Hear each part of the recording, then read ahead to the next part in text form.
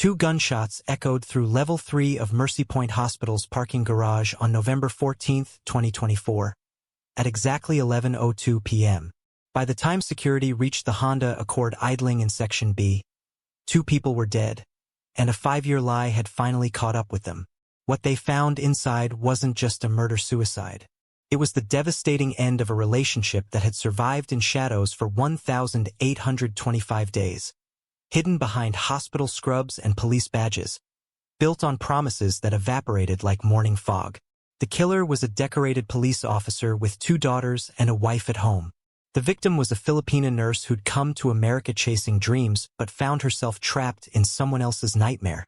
This isn't just another crime story. This is a deep dive into what happens when love becomes possession, when goodbye becomes impossible, and when the person you can't live without becomes the person you can't let leave. Tonight, we're taking you inside one of the most heartbreaking cases of forbidden love turned fatal, where a single word, no, became a death sentence. Her name was Elise Marie Ramos, and if you had passed her in the hallways of Mercy Point Hospital 7 months before that November night, you would have seen exactly what she wanted you to see. A competent, composed nurse who arrived early, stayed late, and never complained about the worst shifts. You would have noticed her quiet efficiency during codes, the way she mentored younger nurses without making them feel stupid, and how she always had rosary beads in her scrub pocket even though she hadn't been to Mass in 3 years. What you wouldn't have seen was the burner phone hidden in her locker, the second life she'd been living since 2019, or the suffocating weight of shame she carried every time she video called her father in Manila and lied about why she still wasn't married at 32. Elise had been born in a small neighborhood outside Manila to Rodolfo Ramos, a retired schoolteacher, and Carmen Ramos, a seamstress who died of breast cancer in 2018. She'd moved to the United States at 24 on a nursing visa, carrying her mother's rosary, her father's expectations, and a dream that America would give her the life the Philippines couldn't. 7 years later, she was an emergency department nurse at Mercy Point, sending $800 home every month without fail, and living a double life that would have destroyed her family if they'd known the truth. In Filipino culture, family honor wasn't just important, it was oxygen. Being the other woman, the mistress, the cabot, that was the kind of shame that followed you across oceans and into graves. So Elise perfected the art of compartmentalization. The devoted daughter on Sunday morning video calls, the respected nurse during 12-hour ER shifts, and the secret lover on Tuesday and Thursday nights when the man she'd been waiting for finally had time for her.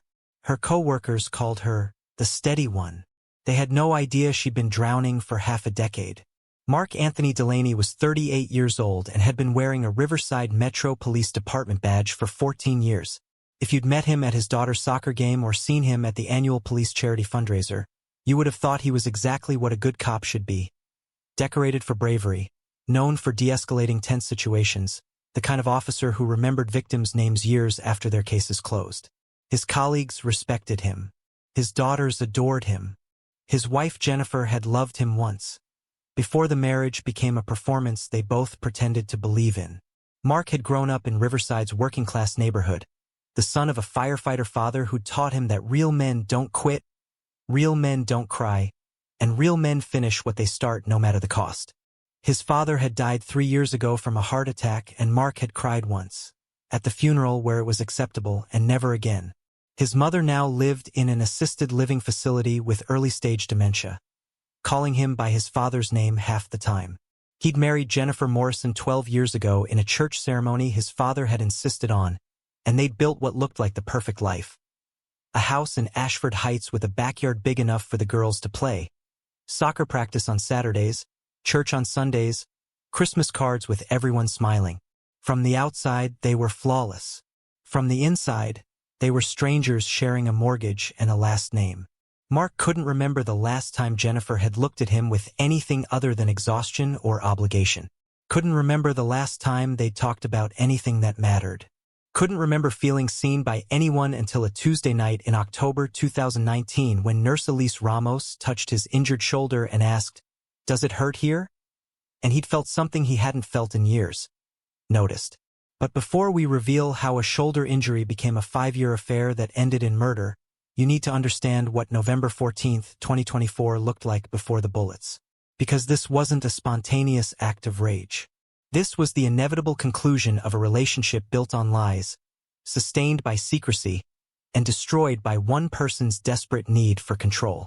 On November 14th, Mark Delaney was living in a $45 a night motel room because his wife had changed the locks 3 weeks earlier after finding phone records that revealed what she'd suspected for years. He was drinking bottom-shelf whiskey for breakfast and facing an internal affairs investigation that could cost him his badge, his pension, and possibly his freedom. His patrol partner had started asking questions he couldn't answer, and his daughters hadn't returned his calls in days. In Mark's fractured mind, Elise wasn't just the woman he loved. She was the only witness to his double life, the only person who could destroy him completely, and the only thing he still believed he could control. On November 14th, Elise Ramos was exactly 47 minutes away from freedom. She'd finally made the decision she should have made 5 years earlier, to end the affair, return Mark's belongings, and start building a life that didn't require lies. She had a date planned for Friday with David Chun, a physical therapist who'd asked her to dinner 3 times before she'd finally said yes. She had plane tickets to Manila for Christmas, where she planned to tell her father she'd met someone honest, someone available, someone who wanted a future in daylight instead of shadows. She'd packed Mark's things into a small shopping bag, the pearl necklace he'd given her for her birthday, the key to an apartment he'd rented under a fake name, the burner phone they'd used for 1,825 days of secret conversations.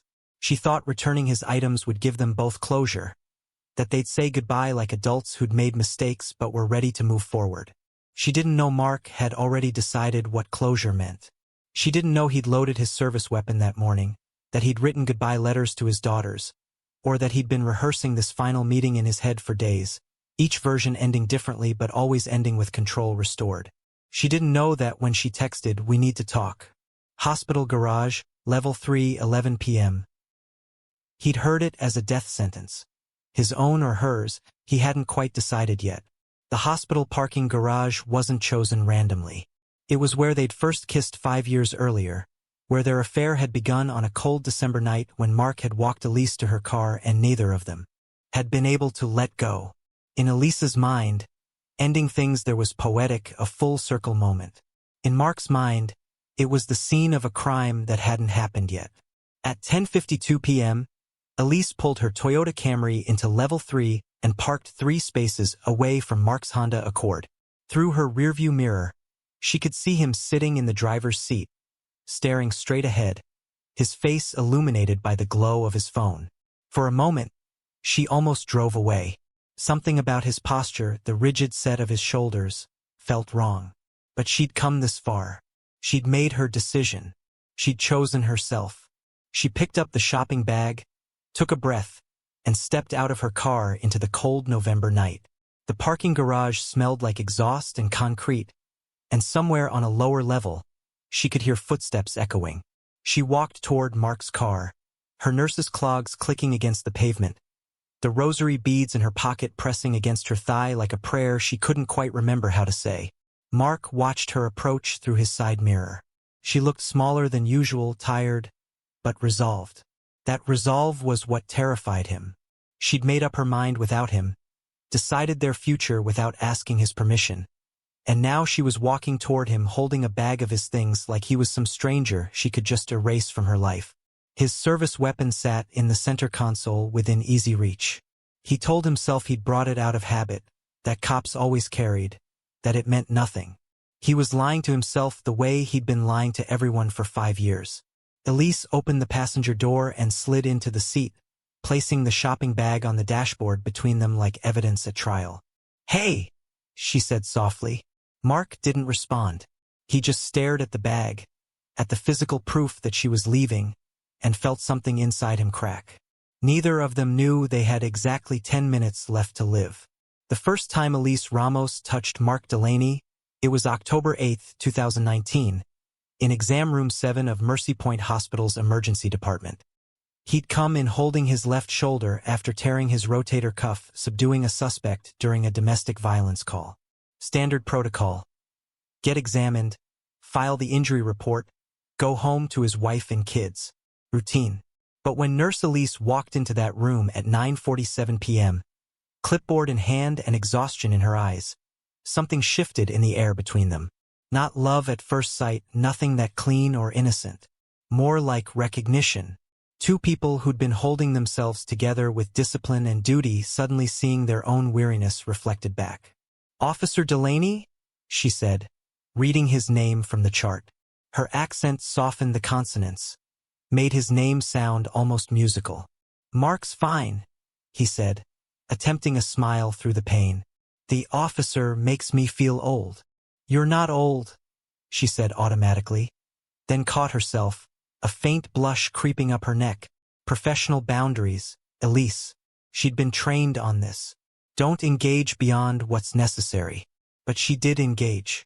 As she administered the 4 for pain medication, she asked about the injury, and Mark found himself telling her the whole story. Not just the clinical facts for the report, but how the suspect had been high on something, how scared the wife had looked, how Mark had taken the hit to protect a rookie who'd frozen. He made himself sound noble without meaning to, the way men do when they're trying to impress women they've just met. Elise listened with the focus she usually reserved for critical patients, her hands steady as they moved over his arm, finding the vein on the first try. There was something electric in that clinical contact, in the way her fingers pressed against his pulse point to check the flow. Neither acknowledged it, but both felt it. "Are you married?" Mark asked, the pain medication loosening his filter. He'd noticed immediately that she wore no ring. Elise hesitated for half a heartbeat. Not yet. The yet implied she was waiting for someone. For the right time. For life to tell her what came next. She wasn't. She was waiting because her father called every week asking when she'd settle down. And she'd run out of excuses that didn't reveal how lonely her American dream actually was. Mark noticed the hesitation. He was a cop, reading people was his job. "That's good," he said.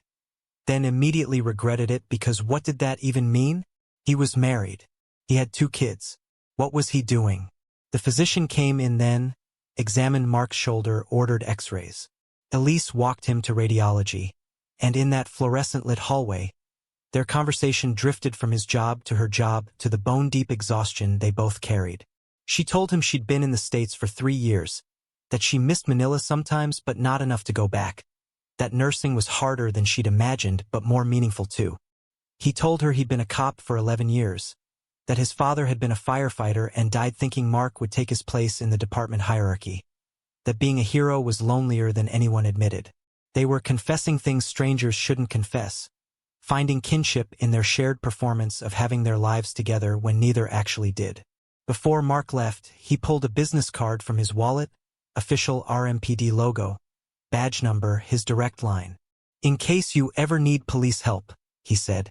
"Neighborhood issues, anything." Elise took the card, her fingers brushing his palm. "Thank you, officer." "Mark," he reminded her. She smiled. "Mark." She told herself she'd throw the card away. She didn't. 3 days later, at 10:47 p.m. after her shift ended, she texted from her personal phone. "Officer Delaney, this is Nurse Ramos. Hope your shoulder is healing." It was innocent, professional, except she'd typed it 17 times before hitting send, changing the wording, debating emojis, deleting them, feeling like a teenager instead of a 27-year-old woman who should know better. Mark responded in 43 seconds. "Much better thanks to you. How was your shift?" They texted every day after that. Work stress, family pressure, dreams they'd given up on. Elise told him things she'd never told her roommate. How she felt invisible most days. How her family back home had plans for her life she didn't choose. How she'd moved to America for freedom but felt more trapped than ever. Mark confessed things he'd never told Jennifer. How he felt like he was drowning in responsibility. How he couldn't remember the last time someone asked how he was instead of what he needed to do. How his father's death had left a hole he didn't know how to fill. By November, they'd established a dangerous rhythm. Mark would text during patrol breaks. Elise would respond during her lunch. They never used explicit language. Everything was coded. "Hope you're safe tonight" meant, "I'm thinking about you." "Rough shift" meant, "I need you to tell me I matter." They weren't touching, but they were already cheating. On December 18, 2019, they met in person for the first time since the hospital. Just coffee, they told themselves. Harborview Cafe on the waterfront, far enough from both their neighborhoods that running into anyone they knew was unlikely. 2 hours turned into 4. Mark told Elise about his father's funeral, about feeling like a fraud in his marriage, about the pressure of being everyone's hero when he felt like he was barely surviving. Elise told him about her mother's death, about the crushing weight of cultural expectations, about Catholic guilt that followed her like a shadow. They weren't falling in love. They were falling into each other's wounds, mistaking shared pain for compatibility. When they left, Mark walked Elise to her car in the December cold. He hugged her goodbye, and it lasted 7 seconds longer than friendship required. When they pulled apart, Elise could see her breath in the frozen air, could feel her heart hammering, could sense the cliff they were standing on. "We shouldn't do this," she whispered. "I know," Mark said. "You have a family. I know. This is wrong. I know." Neither of them walked away. On New Year's Eve 2019, Jennifer took their daughters to Vermont to visit her parents. Mark told her he had to work the holiday shift, overtime pay, department tradition. He called in sick instead. Elise requested the night off for the first time in 2 years. They met at the Riverview Inn, a budget hotel on the city's outskirts where nobody asked questions if you paid cash.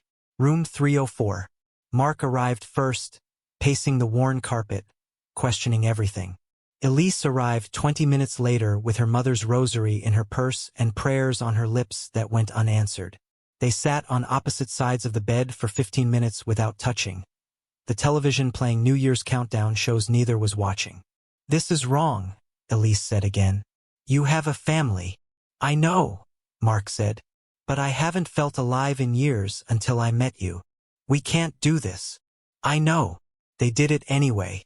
At 12:47 a.m., as fireworks exploded over the city welcoming 2020, Mark and Elise lay in that hotel room in silence. The TV showed crowds celebrating new beginnings. They just created a secret that would have to live in shadows, fed by lies and sustained by stolen hours. "I'm going to leave her," Mark said into the darkness. "I just need time. The girls are young, they'll adjust. I just need to figure out the right way." Elise wanted to believe him. She needed to believe him, because if he was lying, then she'd just destroyed her own honor for nothing, become the kind of woman her mother would have been ashamed of, betrayed every value she'd been raised with. "When?" she asked. "Soon. After Emma's birthday in February. I can't do it right before." She'd remember that forever. February came. Then tax season because Jennifer was an accountant and stressed. Then Sophie's first communion in May because ruining that would be cruel. Then summer vacation because why destroy it? Then back to school because transitions were already hard on kids. The calendar became their enemy. There was always one more reason to wait. For 5 years, Mark Delaney and Elise Ramos built a relationship in the margins of real life. Tuesday nights when Mark worked late or said he did, meeting at Riverview in room 304 if available. Thursday afternoons on Elise's days off, Mark's training days, spending hours at her apartment 45 minutes from his neighborhood. Occasional weekends when Jennifer took the girls to her parents', and Mark would stay with Elise from Friday night until Sunday morning, pretending they were a real couple with a real future. They bought burner phones from a gas station, one for each of them, powered off except for scheduled check-ins. No photos, no videos, no voice messages, only text, code words for everything. Inventory check meant, "I need to see you." Staff meeting meant, "Can't talk, wife nearby." Mark withdrew $300 cash every 2 weeks from different ATMs, paying for hotels and dinners with bills that couldn't be traced. He told Jennifer it was poker night with the guys. She believed him because questioning meant confronting, and confronting meant decisions she wasn't ready to make. Elise stopped going to Mass in 2021. Couldn't take communion while living in sin. Confession became impossible. How do you ask forgiveness for something you plan to do again tomorrow? Her rosary beads stayed in her purse, a relic of the woman she used to be.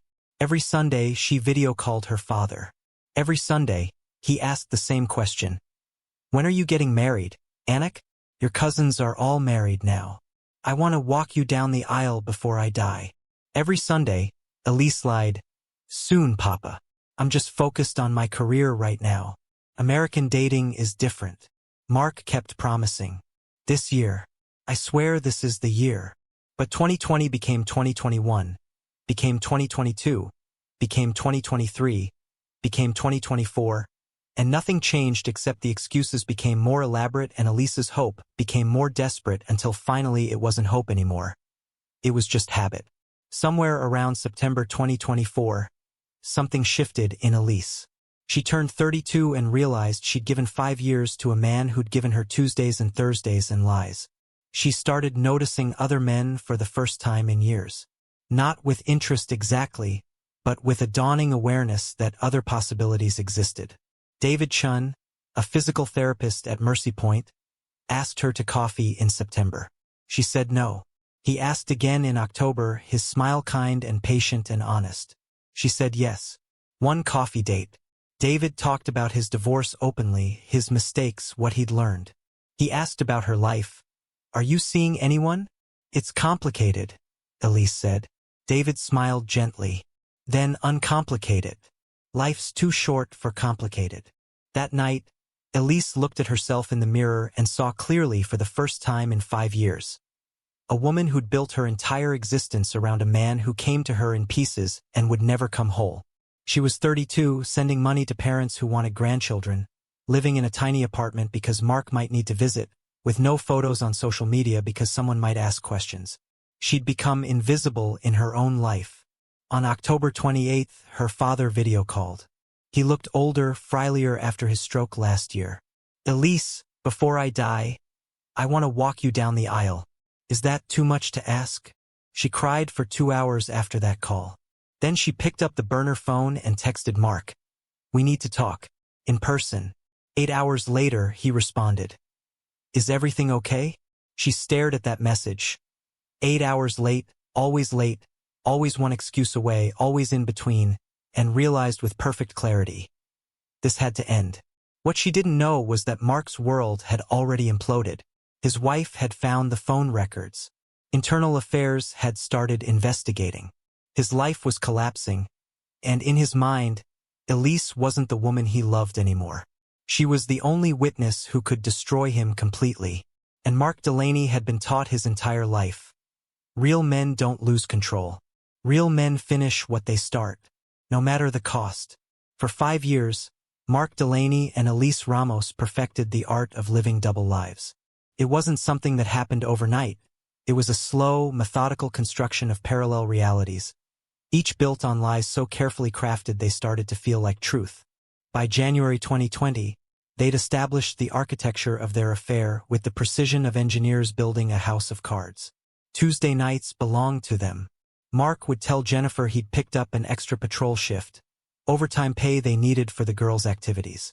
He'd leave home in uniform at 8 p.m., drive to the station, change into civilian clothes in his locker, and meet Elise at the Riverview Inn by 9:30. Room 304 became their sanctuary, a forgettable space in a forgettable hotel that asked no questions as long as cash hit the counter. Thursday afternoons were Elise's scheduled days off.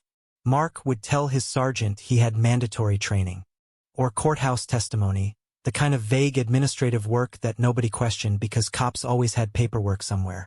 He'd drive the 45 minutes to Elise's apartment in Riverside Gardens, a complex far enough from his neighborhood that running into anyone he knew was statistically impossible. They'd calculated the risk like a tactical operation. The burner phones were Mark's idea, purchased with cash from a gas station off Route 9 in March 2020. 2 prepaid flip phones that lived powered off in separate hiding places. His in the trunk of his patrol car under the spare tire, hers in a tampon box in her bathroom cabinet where even the most invasive roommate wouldn't look. They only powered them on for scheduled check-ins. 6 a.m. before shift started, noon during lunch breaks, 10 p.m. after everyone else was asleep. No photos, no videos, no voice messages that could be recovered. Only text, and even those were deleted immediately after reading. Their entire relationship existed in vanishing ink. Mark withdrew exactly $300 every 2 weeks, always from different ATMs, always on different days, building no pattern that Jennifer's accountant brain could detect. Cash for hotel rooms, cash for dinners at restaurants 3 towns over, cash for birthday gifts he couldn't bring home. He told Jennifer it was poker night with Rodriguez and the guys from the department. She believed him because she wanted to, because not believing meant confronting a truth that would shatter their children's world. The hotel staff at Riverview knew them as the couple who works different shifts. He a security consultant, she a pharmaceutical rep, both with demanding schedules that only aligned a few nights a week. The front desk clerk, a college student named Marcus who worked nights to pay tuition, never asked why they always paid cash or why they parked in different sections of the lot and met in the hallway like choreographed dancers. He pocketed Mark's extra $20 tips and forgot their faces the moment they left. Elise became fluent in compartmentalization. Sunday mornings meant video calls with her father in Manila, where she'd sit in her tiny kitchen with coffee and a smile, lying in Tagalog about her non-existent dating life. "Papa, American men are different. They take time. I'm being careful." Her father would nod, disappointed but patient, trusting that his daughter, who'd always been responsible, would eventually give him grandchildren to spoil. She stopped attending St. Catherine's Catholic Church in January 2021, unable to sit through Mass knowing she was living in mortal sin. The priest, Father Miguel, called twice to check on her. She let both calls go to voicemail, deleted them without listening, and moved her mother's rosary from her purse to the bottom of her underwear drawer where she wouldn't have to see it daily. Her co-workers at Mercy Point knew her as steady, reliable Elise, the nurse who volunteered for every holiday shift, who stayed late without complaint, who mentored new hires with patience and precision. What they didn't know was that she volunteered for holidays because Mark couldn't get away then anyway, that she stayed late to avoid going home to an empty apartment filled with evidence of her own cowardice, that she mentored others because teaching gave her a sense of purpose her personal life had stolen. Ana Garcia, her closest friend at the hospital, knew something was off but couldn't name it. "You seem distant lately," Ana said one afternoon in March 2021 while they ate lunch in the staff room. "Like you're here but not here." "Just tired," Elise said, which was both true and a complete evasion. She was exhausted from maintaining the fiction, from being 3 different people depending on who was watching, from waiting for a future that kept receding like a mirage. Mark's compartmentalization was even more elaborate because his performance had more audiences. At home, he was dad, coaching Emma's soccer team on Saturday mornings, helping Sophie with 3rd-grade math homework at the kitchen table, attending school plays and parent-teacher conferences with Jennifer beside him playing the role of united parents. They'd stopped sleeping in the same bed in 2022, Jennifer moving to the guest room under the excuse of his snoring and her light sleeping, but to the outside world they maintained the facade. Christmas cards showed the 4 of them smiling in matching sweaters. Social media posts celebrated anniversaries with throwback photos and captions about "My Rock" and "Blessed Life." At work, he was Officer Delaney, decorated, dependable, the guy rookies wanted to partner with because he stayed calm under pressure and always had your back. His patrol partner, Officer David Rodriguez, had worked with him for 6 years and considered him a friend. They grabbed beers after tough shifts, talked about their kids, complained about department politics. Rodriguez noticed Mark checking his phone more obsessively around 2022, noticed him volunteering for specific shifts that aligned with no discernible pattern, noticed the way he'd sometimes zone out mid-conversation like his mind was somewhere else entirely. "You good, man?" Rodriguez asked one night in August 2023 after Mark had checked his phone for the 15th time during their dinner break. "Yeah, just family stuff," Mark said, which was technically true if you counted Elise's family, which in his mind he did. She was more real to him than Jennifer had been in years. The promises Mark made became a yearly ritual, each one sincere in the moment and forgotten by the next excuse. In 2020, it was "after the pandemic settles. I can't disrupt the girls when everything's already chaotic." Elise had nodded, understanding, even as she worked 70-hour weeks during the surge, watching people die alone while she lied to everyone about the only relationship that mattered to her. In 2021, it was "after Emma starts middle school. She needs stability during this transition." Elise started therapy that year but couldn't tell her therapist the real problem. She talked around it, used vague language about cultural pressure and romantic confusion, while the therapist prescribed Lexapro for anxiety and suggested meditation apps.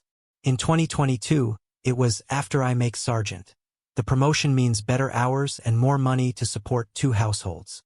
Mark didn't make sergeant. The promotion went to a younger officer with better test scores and, Mark suspected, better political connections. He blamed the system, blamed his captain, blamed everything except the truth. His performance had been slipping for years, his attention divided, his commitment questioned by supervisors who couldn't prove anything but sensed something off. In 2023, the excuse was Jennifer's father's heart surgery in June. "I can't abandon her while her dad's sick. What kind of person would I be?" Elise's own father had a stroke that August, mild but scary enough that she should have flown home. She didn't because she couldn't explain why she had no husband, no boyfriend, nothing to show for 8 years in America except a nursing career and shame. Mark sent flowers to her apartment. They arrived in a cheap vase with a card that said, "Thinking of you." It felt like a funeral arrangement for a relationship that wouldn't die but couldn't quite live either. By 2024, Elise had stopped asking when. The question had become a trap that only produced more elaborate lies. Mark still said soon reflexively, the way people say fine when asked how they are, but neither of them believed it anymore. The affair had become its own ecosystem, self-sustaining and separate from reality, and both of them were too deep to remember what solid ground felt like. The cultural weight Elise carried grew heavier with every passing year. In Filipino communities, especially Catholic ones, being the cabat, the mistress, was a stain that followed you into every room. It wasn't just disapproval. It was a fundamental violation of the honor system that held families and communities together. If her relatives in Manila knew, if the Filipino nurses at Mercy Point knew, if Father Miguel knew, she'd be unwelcome at family gatherings, whispered about at church, pitted and scorned in equal measure. She watched her cousins get married via Facebook photos. Elaborate ceremonies with hundreds of guests, the bride in white lace, the family glowing with pride. She watched her nursing school friends from Manila settle down, post ultrasound photos, celebrate first birthdays. She sent congratulations messages and baby gifts purchased on Amazon, then went home to her apartment where Mark's spare clothes hung in her closet like ghost evidence of a man who was never really there. Her father's weekly calls became progressively harder. "Elise, you're 29 now," he'd said in 2021. Then, "Elise, you're 30 now," in 2022. Then, "Elise, you're 31 now, and your mother was married at 23. By 2024, when she turned 32, his disappointment had calcified into worry. "Anik, are you telling me everything? Is something wrong? Why are you still alone?" She wanted to scream.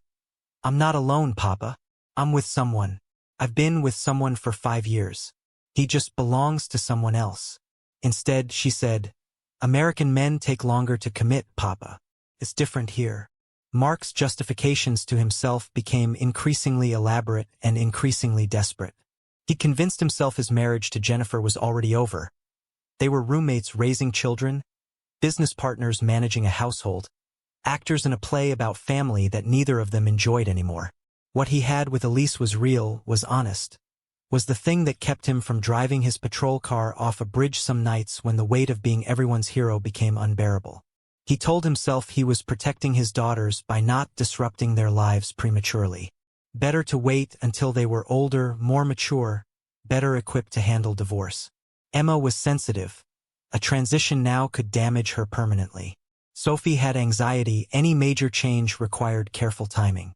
He constructed entire psychological frameworks to justify his paralysis, citing child development theories he'd half remembered from a parenting book Jennifer had bought years ago. But the truth, the one he couldn't quite admit even to himself, was that Mark was terrified. Terrified of losing his daughter's respect. Terrified of the financial devastation of divorce. Terrified of Jennifer weaponizing his affair in custody proceedings. Terrified of his mother, even in her dementia, somehow knowing he'd failed at the one thing his father had demanded. Finish what you start. And underneath all of it, buried so deep he rarely acknowledged it. Terrified that if he actually left Jennifer and built a real life with Elise, he'd discover that what they had only worked in shadows. That the intensity, the passion, the sense of being truly seen, all of it was an illusion created by secrecy and stolen time. That Elise in daylight, as a real partner with real problems and real demands, might be just as disappointing as Jennifer had become. So he made promises and broke them, and with each broken promise, the foundation of their relationship developed another crack. The erosion of Mark's mental state was gradual, then sudden. By early 2024, he was drinking more, 2 beers after his shift became 4. Became a flask hidden in his patrol car that he'd sip from during breaks. His temper became legendary at the station. Rookies learned to avoid him on Tuesday mornings when he'd snap at minor infractions. His patience worn thin by lack of sleep and the cognitive dissonance of maintaining 2 lives. Rodriguez noticed, tried to ask about it gently. "Hey man, you've been on edge lately. Everything cool at home?" "Everything's fine," Mark said. The lie so automatic he almost believed it himself. His driving became more aggressive. He accumulated 3 citizen complaints in 2023 for excessive force during traffic stops. Nothing that stuck, but enough that his captain called him in for a conversation about maintaining professional standards and representing the department appropriately. Mark sat through the lecture, nodded at the right moments, and felt a scream building in his chest that he couldn't release because real men don't break. Real men don't cry. Real men hold it together no matter what's disintegrating inside. The affair that was supposed to be his escape had become another cage, another performance, another place where he had to be someone other than whoever he actually was underneath all the roles he played. By September 2024, both Mark and Elise were drowning, neither admitting it, both pretending that 5 years of Tuesday and Thursday nights added up to something sustainable. Then David Chun asked Elise to coffee for the 3rd time, and she said yes. It was October 11th, 2024, a Friday afternoon. They went to Harborview Cafe, the same place she'd gone with Mark almost 5 years earlier, though she didn't consciously choose it for that reason. David was 34, a physical therapist at Mercy Point with kind eyes, and an honesty that felt foreign after years of coded language and hidden phones. He didn't play games. Halfway through their coffee, he said, "I like you, Elise. I think you like me too. But I need to know, are you available? Because I'm too old for complicated." The directness shocked her. Mark had never been direct about anything. Everything with him was subtext and implication and soon and, "I promise. I'm seeing someone," she said slowly. "But it's not serious. It's not going anywhere." Even as she said it, she realized how true it was. 5 years, and it genuinely wasn't going anywhere. It was a holding pattern that had become her entire existence. "So end it," David said simply. "Life's too short to waste on things that aren't going anywhere." That night, Elise sat in her apartment surrounded by evidence of Mark's presence. His toothbrush in her bathroom, his t-shirts in her drawer, his favorite coffee in her cabinet, and saw it all clearly for the first time. She'd been living in a storage unit for another person's life, keeping pieces of him safe while he lived his real life elsewhere. She made a list, something she did when nursing decisions got complicated, problems and solutions. Problems. 32 years old, no real relationship. Father getting older, wanting grandchildren. Can't attend church, can't face community. 5 years invested in a man who won't invest back. Lying to everyone including herself. David Chun exists and wants something real. Solutions. End it with Mark. Return his things. Block the burner phone. Go to Manila for Christmas. Start over with someone honest. Choose herself for once at the bottom. She wrote in capital letters. Enough. On October 28th, her father video called as usual. But this time he looked smaller, frilier, older than his 67 years. The stroke he'd had in August had aged him in ways that transcended time. "Elise," he said in Tagalog, "I need to ask you something and I need you to be honest with me." Her heart stopped. "Yes, Papa? Are you happy? Really happy? Because you look tired. And I worry that we pushed you too hard, that America took something from you we can't get back." Elise started crying, unable to stop. "Papa, I'm okay. I promise." "You're lying, Anik. I can hear it. But I won't push. I just want you to know, whatever it is, whatever you're carrying, you don't have to carry it alone. Come home for Christmas. Just come home." After the call ended, Elise cried for 2 hours, the kind of crying that empties you out and leaves clarity in the space grief occupied. She picked up the burner phone and typed, "We need to talk. In person." Mark's response came 8 hours later. "Is everything okay?" 8 hours. He was always 8 hours late, always busy with his real life, always putting her second or third or last. She stared at that message and felt something inside her calcify into decision. "No, nothing's okay. We need to meet. Wednesday, November 13th. Hospital garage, level 3. 11 p.m. Why there? Because that's where this started. And that's where it needs to end." She powered off the phone and began packing his belongings into a shopping bag. The pearl necklace in its original box, the apartment key, the St. Michael medallion, photos she'd hidden in a shoebox, everything that proved he'd existed in her life.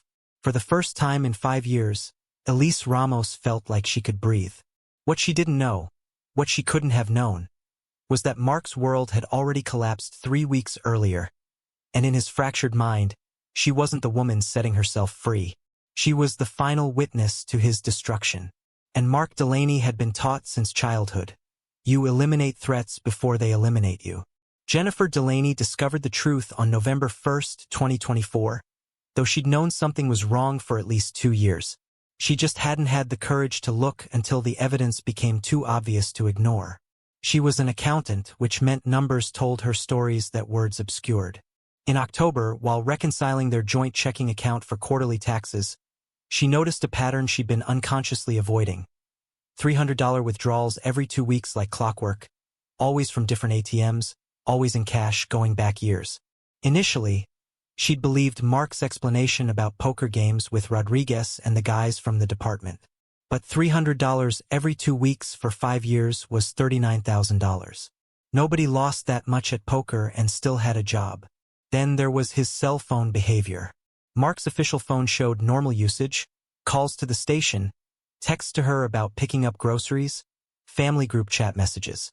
But Jennifer had started noticing something strange.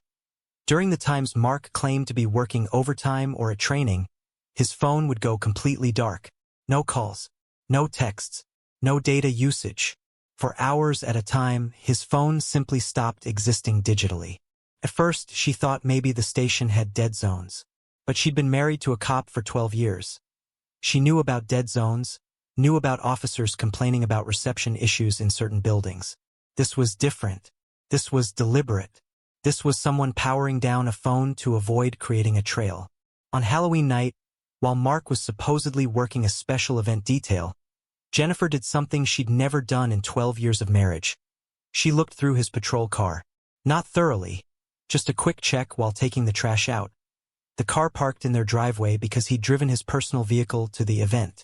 She found the flask first, wedged under the driver's seat, still half full of whiskey. Then, underneath the spare tire in the trunk, she found the burner phone. It was powered off, cheap, the kind you buy at gas stations with cash. She turned it on. The battery was nearly dead, but it stayed alive long enough for her to see the text history. Hundreds of deleted messages, but the phone had kept the contact. Just a phone number, no name, and 3 messages from October 28th that hadn't been deleted yet. "We need to talk. In person. Is everything okay?" "No, nothing's okay. We need to meet. Wednesday, November 13th. Hospital garage, level 3. 11 p.m. Jennifer's hands shook as she read. The phone died before she could see more. She put it back exactly where she'd found it, went inside, and threw up in the guest bathroom until her stomach was empty and her throat burned. When Mark came home at 1 a.m., she was waiting at the kitchen table with printed cell phone records, bank statements, and a list of questions written in her neat accountant's handwriting. "Where do you go when your phone stops existing?" she asked without preamble.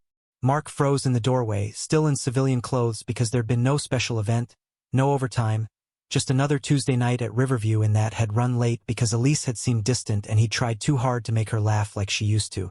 "What are you talking about?" he said, but his voice had already betrayed him. "Don't," Jennifer said, and something in her tone, flat, exhausted, done, made him realize this wasn't a fight he could talk his way out of. "I know, Mark. I don't know all the details, but I know enough. Just tell me how long. He could have lied. Should have lied. Instead, something broke in him and the truth came out like poison he'd been storing. 5 years. Jennifer's face didn't change. She'd already known, had known for longer than she'd admitted to herself. But hearing it confirmed still felt like being hit. 5 years. Our entire marriage to you has been a lie for 5 years. It's not that simple. Get out, she said. Get out of my house. Sleep at your mother's. Sleep in your car. Sleep with whoever she is. I don't care. Just get out. Jenny, the girls. The girls are asleep and they're going to stay asleep. You don't get to use them as a reason to stay when you've been using them as an excuse to cheat. Get out. Mark grabbed his keys and left. He sat in his car in the driveway for 20 minutes, waiting for her to change her mind, to come out and say they could work through this. She didn't. At 1:47 a.m., he drove to the Clearwater Motel, a $45 a night place that asked no questions if you had cash, and checked into room 12. He would live there for the next 13 days until he died. The internal affairs investigation started 4 days later with an anonymous tip. Someone, Jennifer, a jealous colleague, a hospital worker who'd noticed patterns, called the RMPD Internal Affairs Division and reported that Officer Mark Delaney had been having an affair with a civilian employee at Mercy Point Hospital, potentially during duty hours, possibly using department resources. IA Sergeant Wallace, a 22-year veteran who'd investigated everything from minor policy violations to major corruption, opened a preliminary file on November 5th. He started with the easy stuff: Mark's patrol logs, GPS data from his vehicle, body camera footage. What he found was interesting. On 47 separate occasions over the past 3 years, Mark's patrol vehicle had been stationary at 1247 Riverside Drive, an apartment complex, for periods ranging from 2 to 4 hours during his assigned shift. There were no calls logged, no reports filed, no documentation explaining why an on-duty officer would park at a residential address for hours. Even more interesting, on 37 of those occasions, Mark's body camera had mysteriously malfunctioned. Not failed completely, that would trigger automatic maintenance reviews, but experienced technical issues that resulted in no footage being recorded. The malfunction reports Mark filed all cited the same vague problem: intermittent power supply issue, camera needs replacement. But the camera was never actually replaced, and the issues only occurred during these specific time periods. On November 8th, Wallace called Mark in for an interview. It was positioned as routine, preliminary, nothing to worry about. Mark showed up in uniform, trying to project confidence he didn't feel. Just need to clarify some schedule discrepancies, Wallace said, spreading printouts across the interview table. Can you explain why your vehicle was stationary at 1247 Riverside Drive for 3 hours on October 3rd during your assigned patrol shift? Mark's mouth went dry. That was Elise's address. Welfare check. Neighborhood complaint. There's no report filed. No radio call logged. Nothing in the system. Must have been informal. Someone flagged me down. Wallace's expression didn't change. And on September 12th? Same address. 4 hours. Same situation. And August 27th? July 15th? June 4th? Wallace flipped through pages. 47 times in 3 years. Same address. No reports. No documentation. And your body camera coincidentally malfunctioning? Mark said nothing because there was nothing to say that wouldn't incriminate him further. Listen, Delaney, Wallace said, his tone shifting from investigative to almost sympathetic. If this is just an affair, that's messy, but it's not my business unless you made it department business. But if you were on duty in uniform using department time and resources, that's fraud, that's misuse of public funds, that's potentially criminal. I wasn't. We're going to talk to her, Wallace interrupted. The woman at that address. We're going to interview her this week. And if she tells us you were there during duty hours, if she cooperates, this goes from a personnel issue to potential charges. Mark felt ice in his veins. You don't have to bring her into this. She's already in it. You brought her in when you parked a city vehicle at her address 47 times. My advice? Full disclosure now, get ahead of this, maybe save your pension. Otherwise, Wallace shrugged. This gets ugly fast. Mark left the interview in a daze. They were going to talk to Elise. She'd tell them everything. She had to. She'd be under oath. And Elise was fundamentally honest even when she was lying. She'd destroy him to save herself, and he'd lose his badge, his pension, possibly face jail time for fraud and misuse of department resources. His phone buzzed with a text from Jennifer's lawyer. Divorce papers being filed, full custody petition attached, restraining order pending. Another text from his daughter Emma's school. Unexplained absences need to be addressed. Please call administration. Another from his credit card company. Payment overdue. Account may be suspended. Everything was collapsing simultaneously, and the only person who could stop it or finish destroying him was Elise. Between November 8th and November 14th, Mark descended into a paranoid spiral that his patrol partner Rodriguez would later describe to investigators as like watching someone drown in slow motion. Mark stopped showing up for shifts, calling in sick with vague excuses. When he did show up, he was drunk. Not obviously, but Rodriguez could smell it, could see the subtle impairment in his driving, the delayed responses, the 1,000-yard stare. "Talk to me, man," Rodriguez said on November 10th during their last shift together. "Whatever's happening, talk to me." "I'm handling it," Mark said, which was the opposite of true. He texted Elise obsessively from the burner phone, messages growing increasingly desperate. November 12th, 3:47 p.m. "IA wants to talk to you. Please don't say anything. Please." November 13th, 1:23 a.m. "Elise, I need to know you're not going to tell them. My whole life is falling apart." November 13th, 10:15 a.m. "Why aren't you answering? Are you talking to them already? Did they get to you?" November 14th, 7:30 p.m. "I'll be at the garage at 11. We need to fix this together. We can fix this." Elise's responses were sparse, increasingly frustrated. November 12th, 4:02 p.m.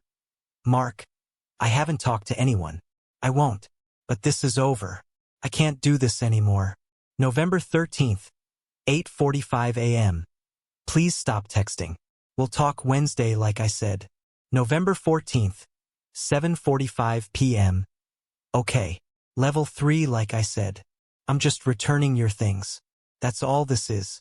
But Mark couldn't hear what she was actually saying. In his fractured mental state, "I'm just returning your things" sounded like, "I'm returning evidence." "This is over" sounded like, "I'm going to tell them everything." On November 14th, Mark spent the morning in his motel room drinking cheap whiskey and writing letters to his daughters on Clearwater Motel stationery. He wrote 3 versions of each letter, trying to explain why he'd failed them, trying to make them understand that sometimes men break and there's no fixing it. At 2 p.m., he cleaned his service weapon, a Glock 22.40 caliber, that he'd carried for 14 years without ever firing outside the range. He loaded a full magazine, 15 rounds, and sat with the gun on his lap trying to decide what he was going to do. He still didn't know, not consciously, but his body knew, his hands knew, some animal part of his brain that had been taught by his father that real men don't lose, real men don't let go, real men finish things. That part knew exactly what was going to happen. At 10:35 p.m., Mark drove to Mercy Point Hospital. He arrived early, parked on level 3 in section B, 3 spaces from where he knew Elise would park because she always parked near the elevator, always in the same general area because humans are creatures of habit even when those habits betray them. He sat in his car with the engine off and the Glock in the center console and watched the entrance. His heart was racing. His hands were sweating. This was how it felt before a dangerous call, before kicking in a door not knowing what waited on the other side. At 10:52 p.m., he saw Elise's Toyota Camry pull in. She parked exactly where he'd predicted. For 3 minutes, they both sat in their respective cars, 3 spaces apart, neither moving. Mark watched her check her phone, saw her take a breath, saw her pick up a shopping bag from her passenger seat. She was really doing this, really ending it, really walking away from 5 years like it meant nothing, or worse, like it meant something but not enough. At 10:55 p.m., Elise stepped out of her car. She was wearing jeans and a sweater, civilian clothes, not her scrubs. She'd gone home and changed after her shift. Had prepared for this like it was a date instead of an ending. The shopping bag swung from her hand as she walked toward his car, and Mark could see the outline of the necklace box through the plastic. She was returning everything, erasing him, like he could be packaged up and handed back. His hand moved to the center console, fingers wrapping around the Glock's grip. He didn't consciously decide to pick it up. It just happened, the way breathing happens, the way your heart beats without permission. Elise opened the passenger door and slid in beside him, placing the shopping bag on the dashboard like evidence at a trial. "Hey," she said softly. Mark didn't respond. He was staring at the bag, at the physical manifestation of her decision to erase him, and feeling something crack inside his chest that couldn't be repaired. Neither of them knew they had exactly 7 minutes left to live. But Mark's hand was already on his gun, and Elise was already saying the words that would trigger everything. "I can't do this anymore." And in that moment, in Mark Delaney's broken, paranoid, desperate mind, those 6 words didn't mean, "I'm choosing myself." They meant, "I'm destroying you." And men like Mark, men taught that losing control means ceasing to exist, only knew one way to respond to annihilation. The parking garage on level 3 of Mercy Point Hospital smelled like exhaust and concrete and endings. The fluorescent lights hummed overhead, casting everything in a sickly yellow glow that made the scene feel less real, like they were actors on a stage waiting for the curtain to fall. Elise sat in Mark's passenger seat with the shopping bag of his belongings between them like a border wall. She could smell the whiskey on him immediately, not just on his breath, but emanating from his pores, soaked into his clothes. His eyes were bloodshot, his jaw clenched so tight she could see the muscle jumping beneath the skin. "Mark, have you been drinking?" she asked, her nurse's assessment kicking in automatically. She'd seen this look before on patients in the ER who were about to crash, that combination of physical deterioration and psychological fracture that preceded something catastrophic. "Does it matter?" His voice was flat, hollow, like it was coming from somewhere far away. "It matters if you drove here like this. It matters if—" "Nothing matters, Elise. That's what I've figured out this week. Nothing I do matters. Nothing I've done for 14 years matters. My wife doesn't want me. My daughters won't talk to me. The department's investigating me. And now you—" His voice cracked. "Now you're leaving too." Elise's hand moved instinctively toward his arm, then stopped. Comforting him would only make this harder. "Mark, I know this timing is terrible. I know you're going through something. But it was never sustainable. You know that. I gave you 5 years." He still wasn't looking at her, just staring straight ahead at the concrete wall in front of them. 5 years of my life. I risked everything for you. You risked everything for yourself," Elise said quietly. "This was your choice, Mark. Every Tuesday, every Thursday, every lie. Those were your choices." Finally, he turned to look at her, and what she saw in his eyes made her stomach drop. It wasn't sadness or even anger. It was something worse, a kind of blank desperation, like looking into the eyes of a drowning man who'd stopped fighting and started sinking. "Internal Affairs is going to interview you," he said. "They know about us. They have GPS records, they have dates, they have everything. And when they talk to you, when they ask you if I was at your apartment during duty hours, what are you going to tell them?" "The truth," Elise said, and watched him flinch like she'd struck him. "The truth, right? The truth that destroys my career, my pension, maybe puts me in jail for fraud. That truth. Mark, I'm not trying to destroy you, but I can't lie under oath. I can't. I won't commit perjury for something that should have ended years ago. So you're going to tell them." His voice had gone even flatter, which somehow felt more dangerous than if he'd been yelling. "I'm not going to volunteer anything. I'm not going to talk to them unless they compel me to. But if they ask directly, if I'm under oath, I have to tell the truth. You have to understand that." "What I understand," Mark said slowly, "is that you're abandoning me when I have nothing left. You're the last person I thought would do that." Elise felt anger flare in her chest, cutting through her sympathy. I'm not abandoning you. I'm leaving a relationship that was killing me. There's a difference. Is there? He laughed, a bitter sound without humor. Because from where I'm sitting, they look the same. Mark, I'm 32 years old. My father had a stroke and might not live to see me married. I've spent 5 years waiting for you to choose me, and you never did. Not really.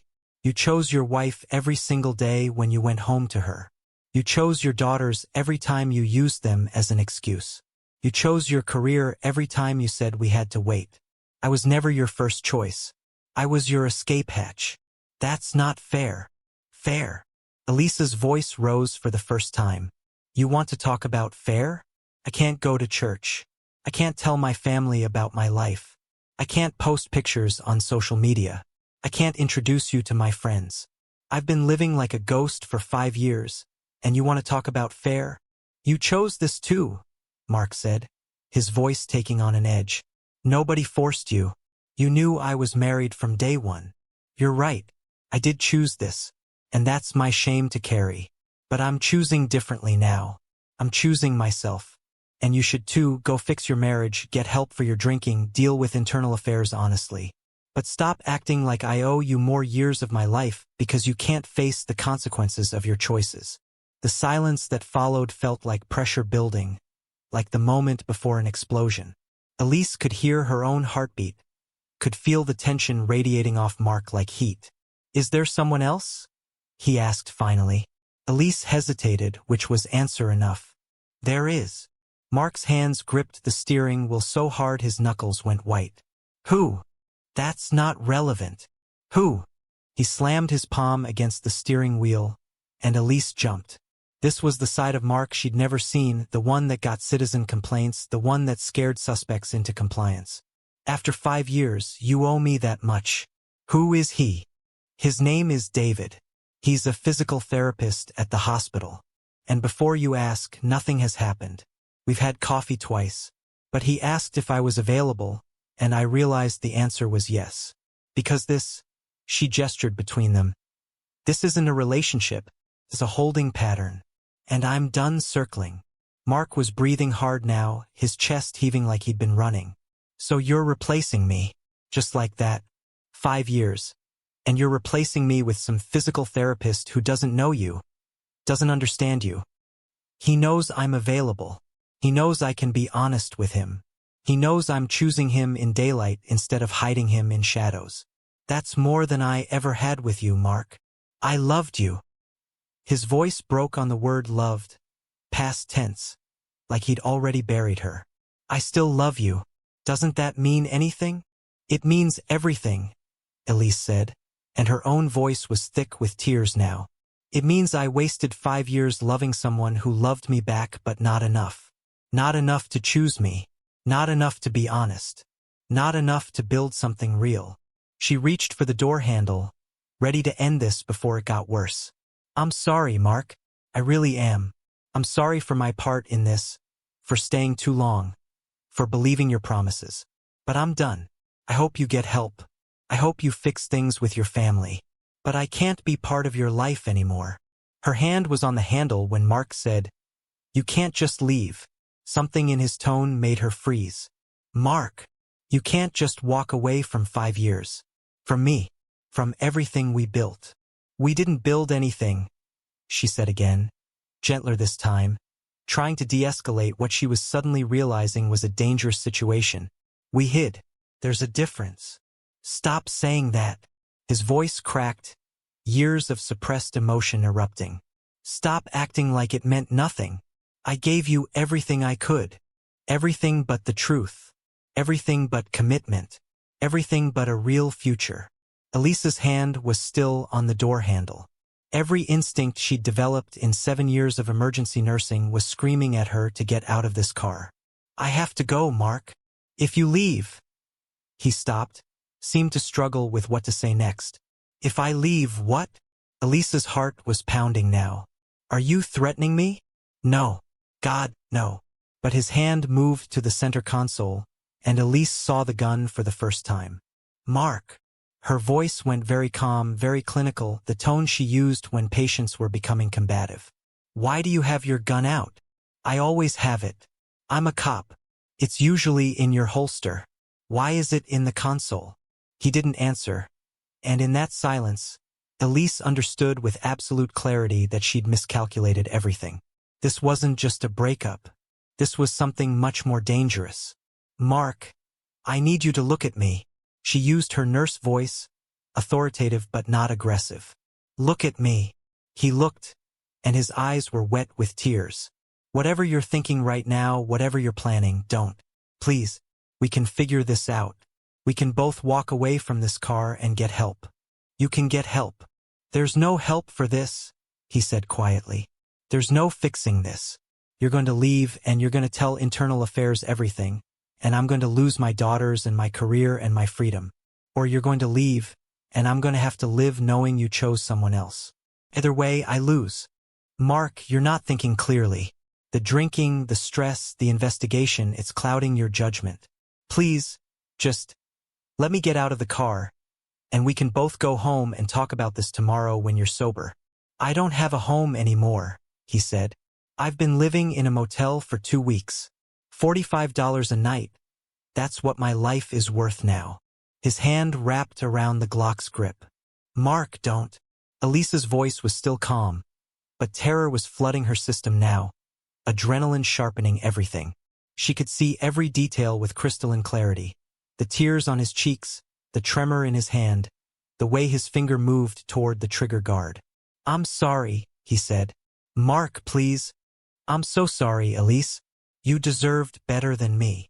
Then let me go. Let me walk away. You don't have to do this. Yes, I do. He raised the gun, pointing it at her chest. Because if I can't have you, if I can't save this, then what's the point of any of it? The point is your daughters, Emma and Sophie. They need their father. They'll be better off without me. Everyone will be better off. That's not true. It is. I destroy everything I touch. My marriage, my career, you, everything. Time slowed down the way it did during codes in the ER, when seconds stretched and every decision carried life or death weight. Elise could run, throw open the door, sprint toward the stairwell, scream for security.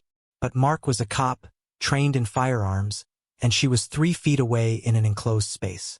She'd be dead before she touched the door handle. She could try to grab the gun, but Mark was bigger, stronger, and she'd seen enough gunshot wounds to know that struggling for a weapon usually ended with someone shot. Or she could talk him down. Use her training, her 7 years of de-escalating patience in crisis, her understanding of trauma and psychology and human breaking points. Mark, she said softly, I know you're in pain. I know this feels like the end of everything, but it doesn't have to be. Put the gun down and we'll figure this out together. I promise I'll help you. We'll call someone. We'll get you help. We'll... Stop, he said. Just stop. You're lying. You're saying what you think will save you, but you don't mean it. I can hear it in your voice. You can't wait to get away from me. That's not. It is. He was shouting now, the gun shaking in his hand. You're done with me. You're replacing me. You're going to destroy what's left of my life and move on like I never existed. Like 5 years meant nothing. 5 years meant everything. Elise shouted back, abandoning calm for raw honesty. It meant everything, and that's why I have to leave, because I can't spend another 5 years waiting for you to choose me. I can't watch my life disappear while you live yours. I love you, Mark, but loving you is killing me, and I choose life. I choose myself. And you should too. For a moment, one eternal, suspended moment, she thought she'd reached him. His face crumpled, the gun wavered, and she saw the Mark she'd fallen for 5 years ago, vulnerable and real and capable of being saved. Then his face hardened, resolve settling over it like a mask, and she knew. I'm sorry, he said again. The first shot was impossibly loud in the enclosed space, a thunderclap that destroyed everything it touched. Elise felt the impact before the pain, a massive force that slammed her back against the passenger door. Her hand flew to her chest automatically, felt the wet warmth spreading across her white sweater, saw her own blood on her fingers and thought with strange clinical detachment. Left chest, possibly lung perforation, need pressure, need help, need. The pain hit then, stealing her breath, and she gasped like a fish drowning in air. She looked at Mark, who was staring at her with absolute horror, like he couldn't believe what his own hand had done. The gun had fallen to his lap, and he was reaching for her, saying something she couldn't hear over the ringing in her ears. "Why?" she managed to whisper, blood bubbling at the corner of her mouth. Mark's face was a mask of anguish. "Oh God! Oh God! What did I do? Elise!" She slumped against the door, consciousness fading, and her last thought was of her father, calling her name in Tagalog, waiting for her to come home for Christmas. She never heard the second shot. Mark sat with Elise's body for 43 seconds, watching her eyes go vacant, watching the blood pool in her lap and on the seat and on the shopping bag that still held his belongings. He'd killed her, the woman he loved, the only person who'd really seen him in years. He'd murdered her because he couldn't let her go. His service weapon was in his hand, warm from firing, and somewhere in the rational part of his brain that was still functioning, he knew what he had to do. He'd always known, from the moment he'd loaded the gun that morning, what this night would end. He fumbled for his phone, dialed 911 with shaking hands. The dispatcher answered immediately. "911, what's your emergency?" "I shot someone." His voice sounded dead, automated. "Mercy Point Hospital parking garage. Level 3. Sir, is the victim breathing?" Mark looked at Elise. "No." "Where's the weapon?" "In my hand." "Sir, I need you to put the weapon down." "I can't." "Sir, help is on the way. Please put the weapon down and—" "Tell my daughters I love them," Mark interrupted. "Tell them I was a coward. Tell them I'm sorry." "Sir, don't do anything." Mark pressed the Glock to his right temple. He thought of Emma and Sophie, of their faces when they found out, of how they'd remember him. Not as the dad who coached their soccer games, but as the man who murdered someone and took the coward's way out. He thought of Jennifer, who'd know she'd been right to kick him out, right to see the monster he'd been hiding. He thought of Elise, whose only crime had been trying to save herself from drowning in his wreckage. "I'm sorry," he whispered one final time, to all of them, to no one, to the universe that had watched him destroy everything he'd ever touched. Then Mark Delaney, 38 years old, decorated police officer, father of 2, destroyer of lives, pulled the trigger. The second gunshot echoed through Level 3 of Mercy Point Hospital's parking garage at 11:05 p.m. on November 14, 2024. By 11:10 p.m., when the trauma team reached the Honda Accord, both Mark Delaney and Elise Ramos were dead, their bodies cooling in the November night, and a 5-year lie had finally stopped breathing. The crime scene stretched across Level 3 like a wound that wouldn't stop bleeding. Blood-splattered windows, dashboard, seats. Forensic evidence of a murder-suicide that would haunt everyone who witnessed it for years to come. Security Officer James Martinez reached the Honda Accord first at 11:07 p.m., drawn by the continuous horn blaring from Mark's body weight against the steering wheel. Martinez was a former Army combat medic who'd seen death in Iraq. But this felt different. This was supposed to be a hospital, a place of healing, not execution. He radioed for the trauma team while checking the passenger side. Elise Ramos lay against the door, eyes open but unseeing, single gunshot wound to her chest. Martinez recognized her immediately. She'd treated his wife 2 years ago during a miscarriage, had held her hand and said sometimes bodies break but hearts survive. Now Elise's body was broken, and Martinez felt something crack inside him that wouldn't heal. Dr. Sarah Chun arrived 90 seconds later with 2 nurses and a crash cart, already knowing it was futile. She opened the passenger door, and Elise's body shifted slightly. Sarah froze. They'd eaten lunch together yesterday. Elise had seemed lighter, happier. "No pulse," Sarah said mechanically. "Time of death, 11:10 p.m. She moved to the driver's side, massive cranial trauma, clearly deceased. Then Dr. Sarah Chun, who'd pronounced hundreds of deaths with professional detachment, sat on the concrete floor and sobbed. The Riverside Metro Police Department descended like an occupying force. Captain Morrison arrived at 11:22 p.m. and had to be physically restrained when he saw Mark Delaney's body through the window. Jesus Christ. Not Delaney. Anyone but Delaney. Officer Rodriguez threw up in a trash can, then punched a concrete pillar hard enough to break 2 knuckles, screaming, "I knew something was wrong. I fucking knew, and I didn't do anything." The crime scene unit worked through the night.